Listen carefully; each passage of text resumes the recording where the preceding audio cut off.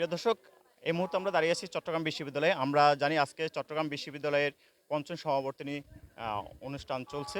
এখানে আছে প্রায় ২৩,০০০ সমাবর্তিতারা এসেছেন এবং তারা বিভিন্নভাবে তাদের যে এত বছর পরে, দীর্ঘ এত বছর পরে তারা তাদের প্রিয় ক্যাম্পাসে এবং প্রিয় এই ফ্যাকাল্টিতে আসতে পেরেছেন এবং সেই সাথে তারা খুবই আনন্দিত।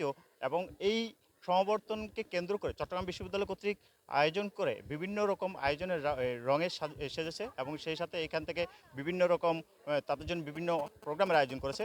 সেই সাথে আমরা আরেকটি কথা বলে দিই যে আজকে এই সমাবর্তন অনুষ্ঠানে আমাদের যিনি বর্তমান অন্তর্বর্তীকালীন সরকারের প্রধান উপদেষ্টা রয়েছেন তাকে ডিএলএড ডিগ্রি প্রদান করা হবে।